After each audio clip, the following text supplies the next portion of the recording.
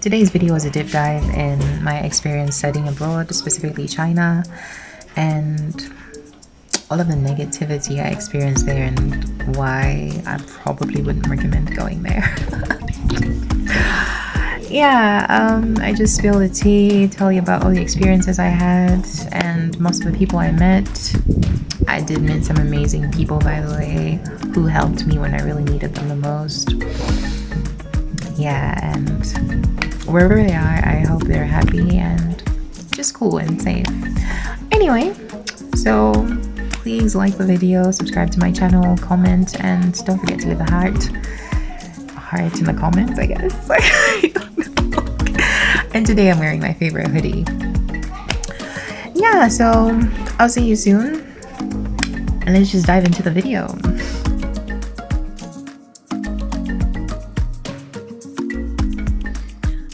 Hi guys, welcome back to my YouTube channel. So today's video is probably gonna be a long one. I don't know, but I have a feeling it's gonna be a long one. And I'm not really at the basketball court today. I don't think I'm ever gonna go back. I wasn't feeling like going there today, and today's quite a busy day.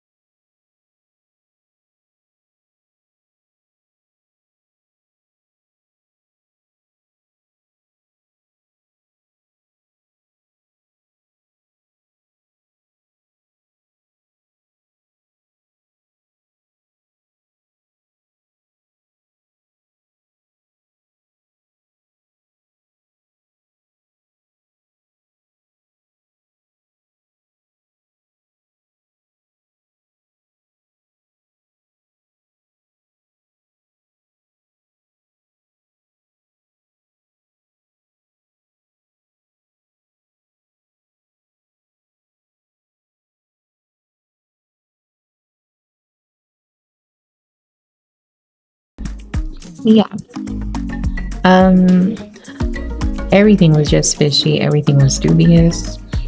You see, in order for you to study into a Chinese university, to be admitted rather into a Chinese university, you have to have an agent. Like, that's the go-to process. You have to have an agent. This agent will be pushing for you. This agent will finalize everything for you. They'll have your documents set in place.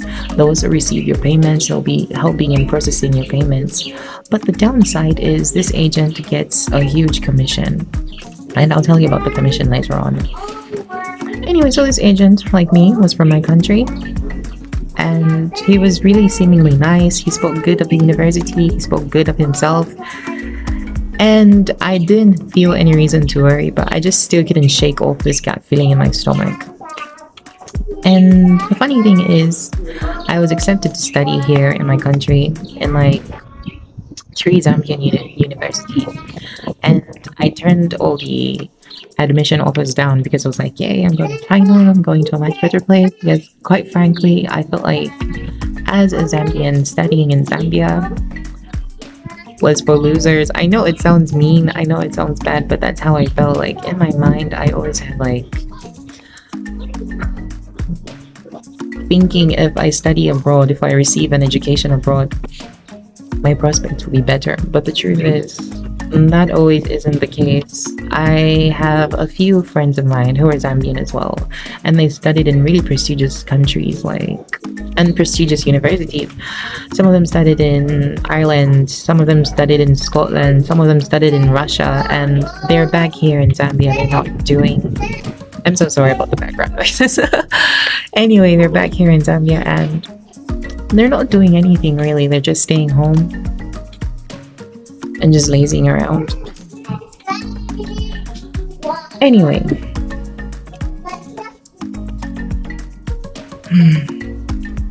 when I sit down and think about it, it was really bad.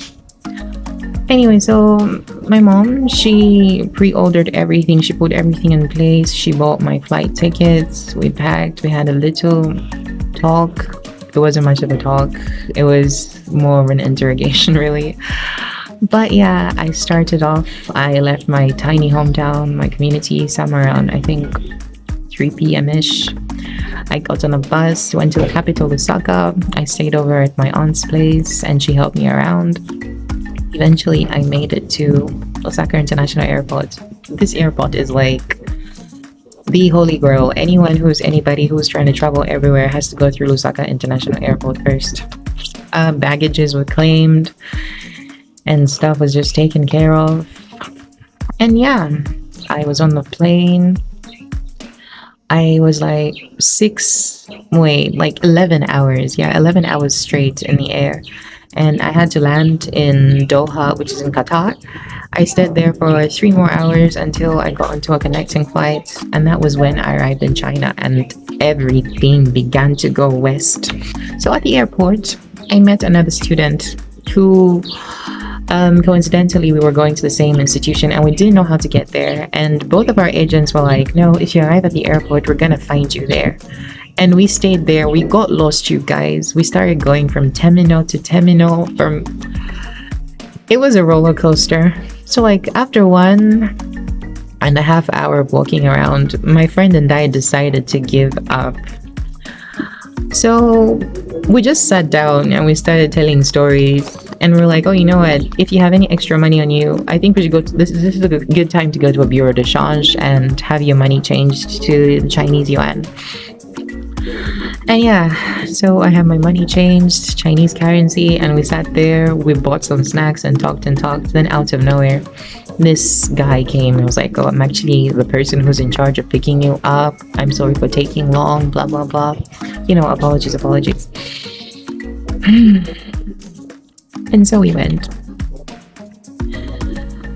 And yeah, a car was bought and we had to be on a car for another 2 hours. When we arrived at the university, it was pitch black and the hostels weren't what I expected. You see, the agent sent me pictures of the place. He sent me pictures of the university campus and accommodation, and there were nothing like when I arrived. The place was messy. There were bed bugs, there was dust, it was messed up. I had to start buying cleaning equipment. I bought everything. And this other girl I met, her agent was in China, and you see your agent is also in charge of helping you settle down, helping you finalize everything from your stay to how stuff will be. And unfortunately, I found out when I already arrived that my agent wasn't even in China, so I was alone from day one. Yeah, and that's where it all started. These people were so mean to me, I'm not gonna lie to you. They had me separated and they put me in an isolated room. 1, because of my race, and 2, because I'm different. Really, that's what they told me. I really don't want to go into details. It's such a traumatic thing, but hey, if you know, you know. Yeah, and I spent most of my time alone. Every time my parents would send me money, it would just go to buying food, buying clothes, groceries, and paying bills. And if I tell you that these people will charge you for every single thing, I am not joking. They will overcharge you for water, they will overcharge you for electricity. Basically, if you can capitalize on something, if they can capitalize on something, they will. And that's what they did. I often would go to class, and I remember on the day of registration, they were like, "Oh, since you're different from the other students, we're going to take your major away." What do you mean you're going to take my major away? I was originally set to study a major that was going to last for 4 years, but they took it away from me and instead made me a Chinese language student, reduced my year of studies to 6 months, and they expected me to be fluent in their language. And they weren't even giving me a straight answer as to why they changed my course, and which is why I felt like it was things like racism and just the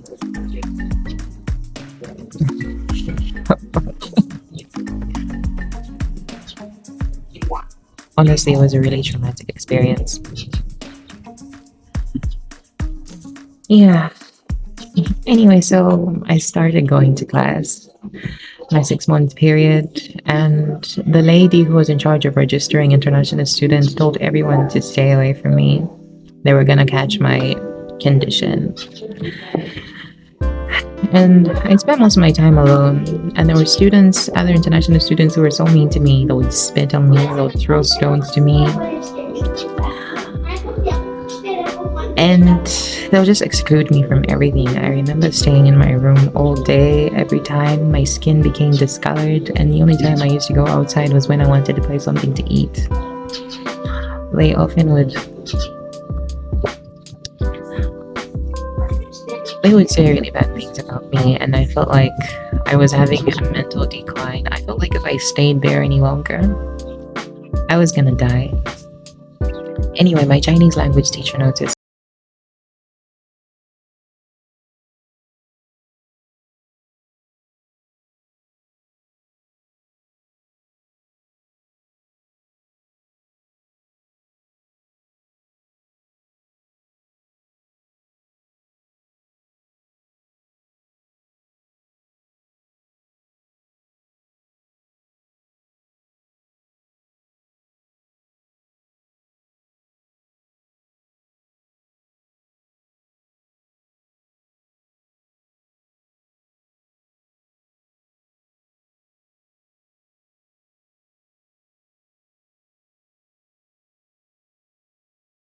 me, "I think you're a really good student," and I was really flattered. I'm not gonna lie.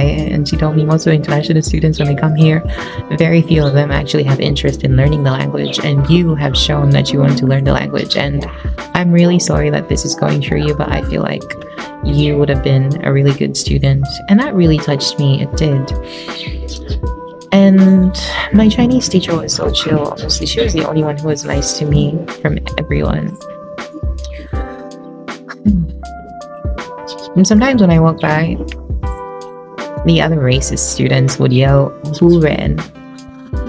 I later found out the word "Bu Ren" meant not human, like slave. Oh, I hope YouTube doesn't take this video down. Yeah. It was quite off-putting, you guys. And I remember they had to kick me out of university accommodation before my term even expired. I paid for accommodation for like the whole 4 years. I had everything prepaid, and they had to kick me out. Like, "We don't want you here anymore. Make a game plan, leave." And that's how I started packing my things in the middle of the night. And my Chinese teacher, she constantly texted me. She was like, "Are you okay? I'm sorry everything's happening." She's such a sweetheart, bless her soul. And she had to write me a recommendation letter, and she was like, "If anything, if you ever have an opportunity to go to another Chinese university, hand them this." And I was like, "Thank you." But in my mind, I was like, "I'm done. I've had enough." I was constantly isolated. I was given this stink eye. I was basically treated like less of a human, and not gonna lie, I started to feel like my life was worthless. And I became really suicidal. There was this moment I walked to the school chilling area at night, and it was basically like a huge lake. And I jumped in. I was like, it's not worth doing anymore. My parents sacrificed so much, and they had to put in so much power, effort, and energy. And then boom, They exclude me from everything simply for being different, and it's something that I barely have little control over. And I jumped in. I remember struggling for like 3 or 4 minutes, and then somebody fished me out of the water, and I'm like, "What were you thinking?" And then I had to come clean. And they left, and they just left me there to wallow in my sadness. And that's when I got on into a call with a friend of mine. I was sobbing, and he told me not to worry. And he told me just words of affirmation and kindness, and I felt really wanted and loved. And that's how I knew maybe I just never was supposed to be there. Anyway, so after they kicked me out to university accommodation, I had to inform my parents, and they were really angry. Like, I had to come clean. I remember being on a conference call with my agent, and my agent specifically made it clear that he's cutting ties with me because I'm disgusting and different. His people. And yeah, so I was basically alone. For the other duration, I just spent most of my time alone, isolated, in a really ugly, smelly room. This room was so bad, honestly. The restroom was bad. Everything was bad. It was inhabitable. That's the word I'd use to describe it. And I feel like I was in the most darkest period of my life. But I am grateful that I had to experience many things and actually see human nature for what it really is, instead of the rose-tinted lens I always see it through. And I'm so grateful I had to encounter God too, because I feel like all of this was just God orchestrating it. He wanted me to see something. When I tell you guys that I got accepted into multiple universities, I kid you not. I got into the University of... You know what? Scratch that. I'm not going to mention it. But I got into 5 Chinese universities. I got into a British university and a Canadian university. But at the time, my parents' resources were still strained, and I wasn't in the right place mentally. And I just stayed there. I was just trying to survive, you guys. Literally, that's all I was doing. They make it so hard for a foreigner to actually live in place. And I remember sometimes when I was walking around, I would often receive these looks. When I'd go into the metro and sit, people would stand up and leave. My time there wasn't positive. Like, it was all negative. It was like a really traumatic event. Not gonna lie, it done fried up my brain. I feel like my brain doesn't really function the way it used to function. But either way, I don't want to hold any resentment in my heart for what happened. Because what resentment does is it makes you a bitter person. It makes you hate others. It makes you become really, really hostile. Yeah. I remember I got so malnourished. My hair was breaking, my skin was discoloring, I was losing my medulla, I was losing my mind. I had to call my parents and tell them, like, I'm actually suffering. The room I live in is inhabitable. I found a place to rent, but my landlord wasn't the nicest one in the bunch. He was constantly overcharging me, and he didn't want to fix all the things that were broken. I remember none of the bulbs worked. I had to use my torch from my phone, and it wasn't it at all.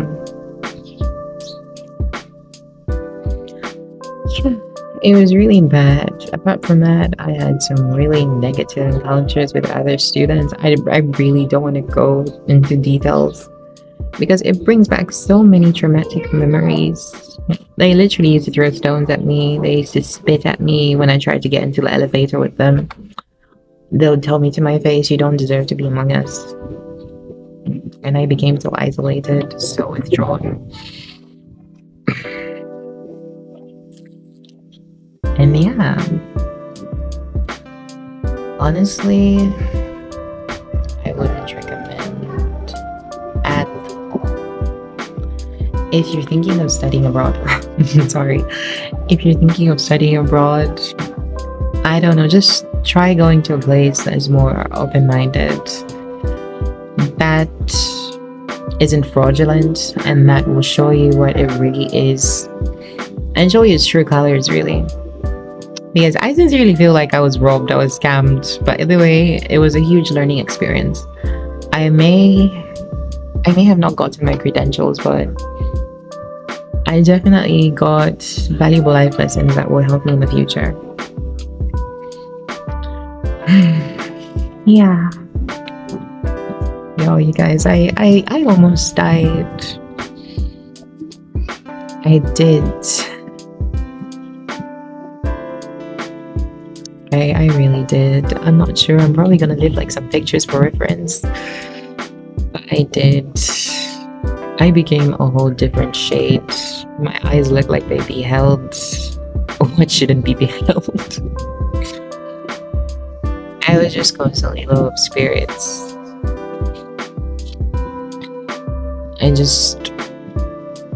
I often would just sit down and cry.